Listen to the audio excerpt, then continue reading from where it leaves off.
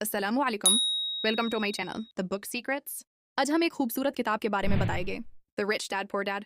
ये Robert Kiyosaki ने लिखा था। ये किताब आपको फौरी तौर पर अमीर होने का कोई तरीका नहीं बताती। ये आपको अपने माली मामलात की जिम्मेदारी उठाने और पैसे को कंट्रोल करके दौलत बढ़ाने के मुतालिक तरबियत फराहम करती है। चलने शुरू करते हैं। मेरे दो बाप थे, एक अमीर था दूसरा गरीब। एक बहुत पढ़ा लिखा और ज़हीन था, उसके पास PhD थी और अंडर ग्रेजुएशन का 4 साला कोर्स उसने 2 साल में मुकम्मल किया था। उसके बाद उसने बिलतरतीब Stanford university, university of Chicago और नॉर्थ वेस्टर्न यूनिवर्सिटीज़ में आला तालीम हासिल की और इस दौरान उसे हुकूमत की तरफ से वजीफ़ा मिलता रहा। मेरे दूसरे बाप की तालीम का ये हाल था कि वो 8वीं जमात भी मुकम्मल न कर पाया था। दोनों ही अपने मैदानों में कामयाब थे और मेहनती थे। दोनों की अच्छी खासी आमदन थी। ताहम इनमें से एक ज़िंदगी भर पैसे के लिए तगवदू करता रहा। दूसरा हवाई का अमीर तरीन आदमी बन गया। एक जब फौत हुआ तो लवाहकीन के लिए बेतहाशा दौलत छोड़ गया। दूसरे ने अपने बच्चों पर कर्ज का बोझ मुंतकल किया। दोनों ही मजबूत थे, बाअसर थे और तलस्माती शख्सियतों के मालिक थे। दोनों ही ने मुझे नसीहत की, मगर एक ने जो कहा वो दूसरे से मेल न खाता था।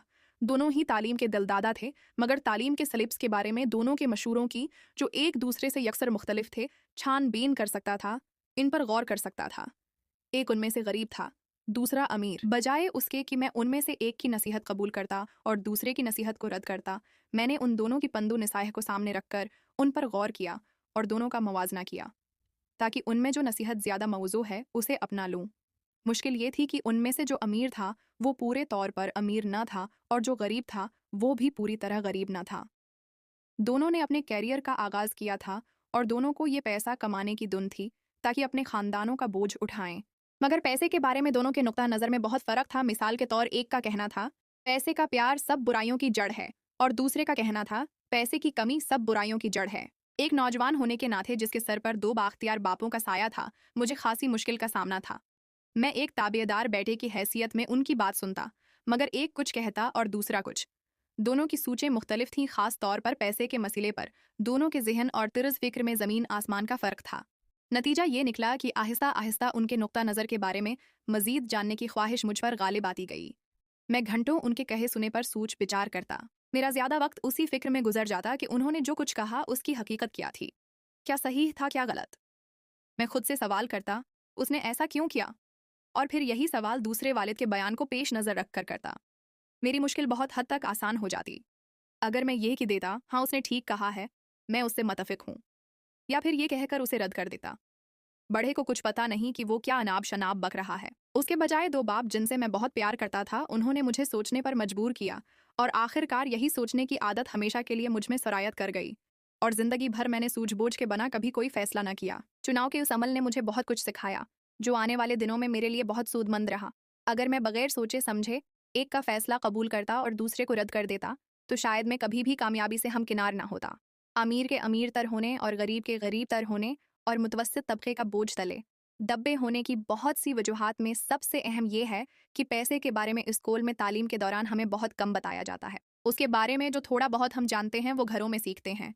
हम में से अक्सर लोग पैसा के बारे में अपने वालिदैन से मालूमात हासिल करते हैं, तो फिर एक गरीब वालिद या वालदा अपने बेटे को पैसे के बारे में क्या बता पाएंगे।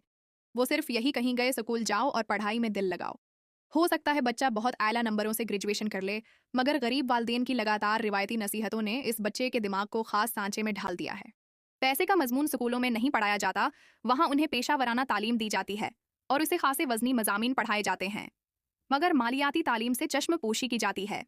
इसका नतीजा ये होता है कि इस नफ्स मजमून के बारे में उनकी मालूमात इंतहाई नाकुस होती हैं, और जहाँ सरे से मजमून ही मफकूद है वहाँ अहलियत की नशोनुमा कैसे होगी। यही वजह है कि बैंकर, डॉक्टर और अकाउंटेंट जिन्होंने स्कूल में पढ़ाई के दौरान लाजमा अच्छे ग्रेड हासिल कैसे होंगे, पैसे के बारे में उनकी मालूमात कितनी नामुकम्मल हैं, और तमाम जिंदगी रवायती झंझट में गिरफ्तार रहते हैं। हमारे इतने बड़े कौमी कर्जे के सबब यही इंतहाई तालीम याफ्ता सियासतदान और हुकूमती अफसर हैं जो बगैर सोचे समझे मालियाती फैसले करते हैं। मैं नई सदी की तरफ जब देखता हूँ तो मुझ पर यह सोचकर खौफ तारी हो जाता है कि लाखों नए लोग जिंदगी के धारे में शामिल होंगे जिन्हें माली और इलाज की उआनत की ज़रूरत होगी। माली मदद के लिए उनका दारोमदार हुकूमत पर या अपने खानदानों पर होगा। उसके बजाय दो बाप जिनसे मैं बहुत प्यार करता था, उन्होंने मुझे सोचने पर मजबूर किया और आखिरकार यही सोचने की आदत हमेशा के लिए मुझ में सरायत कर गई और जिंदगी भर मैंने सूझबूझ के बना कभी कोई फैसला न किया। इस वक्त क्या होगा जब इलाज, मुआवजे और सोशल सिक्योरिटी अदा करने के लिए खजाने में पैसे न होंगे? इस कौम का क्या बनेगा کہ اگر ان بچوں کو مالیاتی شعور سے دوران تعلیم بیگانہ رکھا گیا اور یہ فرض والدین کے ذمہ چھوڑ دیا گیا کہ وہ اپنے بچوں کو اقتصاد کے بارے میں بتلائیں، جن میں سے زیادہ تر یا تو غریب ہوں گے یا غربت کی طرف بڑھ رہے ہوں گے، کیونکہ میرے 2 با اثر باپ تھے، میں نے ان دونوں سے سیکھا۔ دونوں کی نصیحتوں پر میں اچھی طرح سوچ بچار کرتا اور اس طرح مجھے ایک گرہ بہا تجربہ حاصل ہوا اور مجھے پتا چلا کہ انسان کے خیالات کا اثر اس کی ذاتی زندگی پر کتنا محب اور دور رس ہوتا ہے۔ ایک باپ کہا کرتا، میں یہ چیز خریدنے کی استطاعت نہیں رکھتا۔ دوسرے نے مجھے یہ الفاظ دہرانے سے منع کر دیا۔ اس نے مجھ پر زور دیا کہ میں یہ کہوں، میں کس طرح اسے خریدنے کے قابل ہوں گا؟ ایک بیان ہے اور دوسرا سوال ہے۔ میرا جلد امیر ہونے والا باپ یہ الفاظ کہہ کر اس کا مطلب بیان کرتا، میں اسے خریدنے کی استطاعت نہیں رکھتا۔ یہ سوچ کر تمہارا ذہن اس بارے میں سوچ بچار کو ترک کر دیتا ہے۔ جب آپ سوال کرتے ہیں کہ میں اسے کیسے خرید پاؤں گا، تمہارا ذہن کام میں لگ جاتا ہے۔ اس کا یہ مطلب نہ تھا کہ خواہشات کو بے لگام کر کے جو چاہوں خریدوں۔ ذہن کی مشق کا اسے جنون کی حد تک خبت تھا۔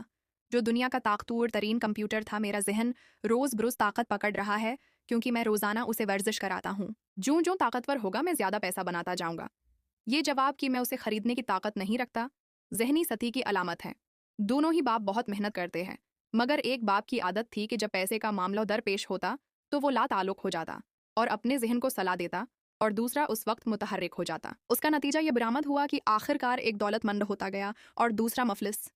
یہ بالکل اسی طرح ہے کہ ایک شخص روزانہ جم میں جا کر ورزش کرتا ہے اور دوسرا گھر میں آرام کرسی پر بیٹھ کر ٹیلی ویژن دیکھتا ہے۔ جس طرح ہر روز باقاعدگی سے ورزش کرنے سے جسم مضبوط ہوتا ہے، صحت اچھی ہوتی ہے، اس طرح روزانہ ذہنی ورزش سے انسان کا ذہن مضبوط ہوتا ہے اور دولت میں اضافہ ہوتا ہے۔ سستی صحت اور ذہن دونوں کے لیے ضرر رساں ہے۔ میرے دونوں باپوں کا نظریہ ایک دوسرے کی ضد تھا۔ میرے ایک باپ کا عقیدہ تھا کہ دولت مندوں کو زیادہ ٹیکس ادا کرنے چاہیے تاکہ غریبوں کی خبر گہری ہو سکے۔ دوسرا کہتا تھا ٹیکس کی ادائیگی سے ان لوگوں کو سزا دی جاتی ہے جو دولت پیدا کرتے ہیں، اور ان لوگوں کو نوازا جاتا ہے جو کچھ نہیں کرتے اور بیکار میں وقت ضائع کرتے ہیں۔ ایک کا مشورہ تھا محنت سے پڑھائی کرو تاکہ کسی اچھی فرم میں ملازمت مل جائے۔ دوسرا یہ صلاح دیتا محنت سے پڑھائی کرو تاکہ کسی اچھی فرم کو خرید سکو۔ ایک کہتا میری تنگی کی وجہ یہ ہے کہ میرے بچے ہیں۔ دوسرا کہتا مجھے ہر صورت دولت کمانی ہے کیونکہ میرے بچے ہیں۔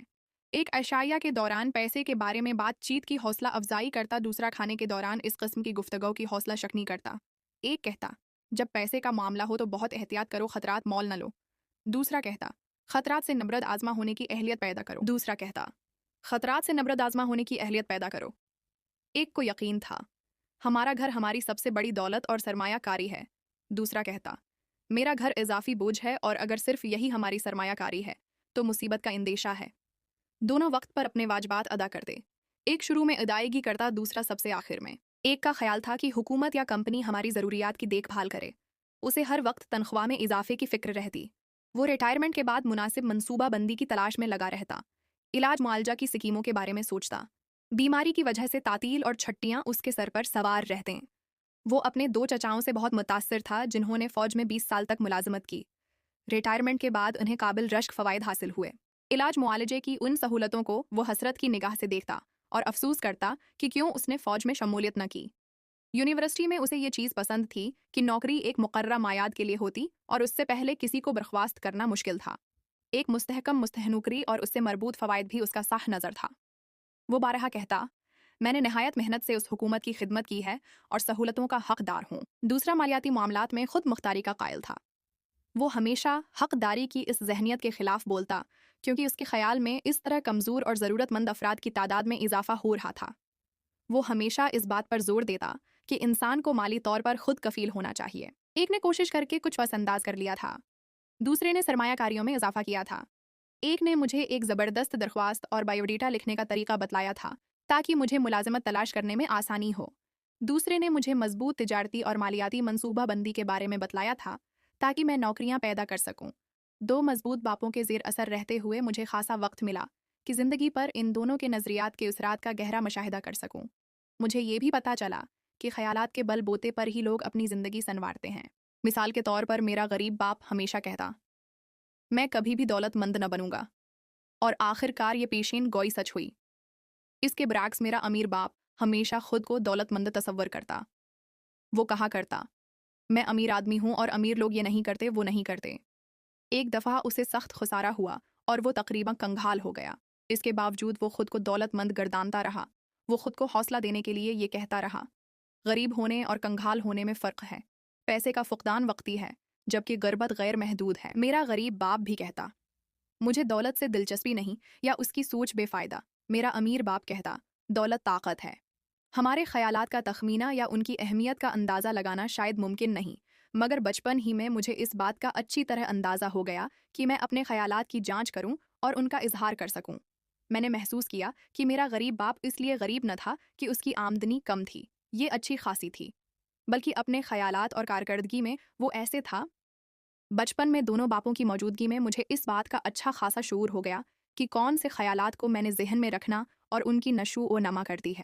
مجھے کس کی بات سننی ہے، امیر باپ کی یا غریب باپ کی؟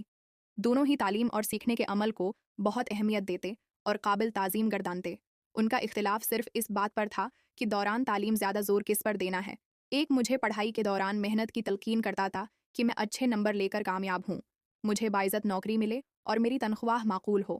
وہ مجھے پیشہ ورانہ تعلیم دلانے کا خواہش مند تھا تاکہ میں اٹارنی بن جاؤں، اکاؤنٹنٹ بنوں یا بزنس اسکول سے MBA کروں۔ دوسرا مجھے دولت مند ہونے کے لیے محنت سے پڑھنے کا مشورہ دیتا۔ وہ چاہتا تھا کہ میں دولت کے معجزاتی اثرات کے بارے میں جانوں، اسے کیسے حاصل کیا جاتا ہے اور کارآمد بنایا جاتا ہے۔ وہ کون سے طریقے ہیں جن سے اسے تابع فرمان بنا کر مزید دولت پیدا کی جاتی ہے۔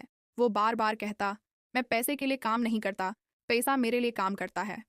9 سال کی عمر میں نے فیصلہ کر لیا کہ اپنے امیر باپ کی نصیحت کو پلے باندھ لوں اور اس پر عمل کروں۔ اس انتخاب کے بعد میں نے اپنے غریب باپ کی نصیحتوں کو پس پشت ڈال دیا، حالانکہ وہ بے تحاشا پڑھا لکھا انسان تھا۔ رابرٹ فراسٹ میرا پسندیدہ شاعر ہے۔ مجھے اس کی بہت سی نظمیں اچھی لگتی ہیں، مگر جسے سب سے زیادہ پسند کرتا ہوں وہ ہے The Road Not Taken۔ میں روزانہ اسے دہراتا ہوں۔ غالباً یہ راستہ میری توجہ کا زیادہ طالب تھا کیونکہ اس پر گھاس اگی ہوئی تھی اور قدموں کے نشان نہ تھے، مگر جب میں ذرا آگے گیا تو اس پر بھی خاصی آمد و رفت کے اثرات تھے، اور ایک دن تک مسلسل میں اس راستے پر چلتا گیا اور راستے راستوں سے ملتے گئے، اور اب واپسی ممکن نہ تھی۔ ایک مدت کے بعد آ بھر کر میں یہ کہوں گا کہ جنگل میں 2 راستے تھے اور میں اس راستے پر چلا جس پر آمد و رفت بہت کم تھی، اور صرف اس انتخاب سے میری زندگی پر اہم اثرات مرتب ہوئے۔ اب ہم اس کتاب کے پہلا سبق پڑھیں گے۔ پہلا lesson, The rich don't work for money۔ غریب اور متوسط طبقے کے لوگ صرف تنخواہ کے لیے کام کرتے ہیں اور پیسوں کے پیچھے بھاگتے ہیں۔ اس کے برعکس امیر لوگ ایسا نظام بناتے ہیں کہ پیسہ ان کے لیے کام کرے۔ وہ اپنے جذبات، خوف اور لالچ کو قابو میں رکھ کر مالیاتی تعلیم حاصل کرتے ہیں۔ دوسرا lesson, Why teach financial literacy۔ یہ جاننا ضروری نہیں کہ آپ کتنا کماتے ہیں، بلکہ یہ جاننا ضروری ہے کہ آپ کتنا بچاتے ہیں اور اسے کتنا اخراجات بڑھاتے ہیں۔ آپ کو آمدنی اثاثے اور واجبات کا فرق معلوم ہونا چاہیے۔ امیر لوگ اثاثے جیسے ریل اسٹیٹ کاروبار خریدتے ہیں، جبکہ غریب لوگ صرف ایسے اخراجات کرتے ہیں جو ان کی جیب سے پیسہ نکالتے ہیں۔ تیسرا lesson, mind your own business. اس سے مراد یہ نہیں کہ آپ اپنی نوکری چھوڑ دیں، بلکہ یہ ہے کہ آپ اپنے اثاثوں کے کالم کو مضبوط کریں۔ زیادہ تر لوگ اپنی ساری زندگی دوسروں کے کاروبار کو کامیاب بنانے میں گزار دیتے ہیں۔ آپ کو اپنے اثاثے بنانے پر توجہ دینی چاہیے۔ چوتھا lesson, The history of taxes and the power of corporations۔ امیر لوگ کارپوریشنز اور ٹیکس کے قانونی قوانین کا درست استعمال کرتے ہیں۔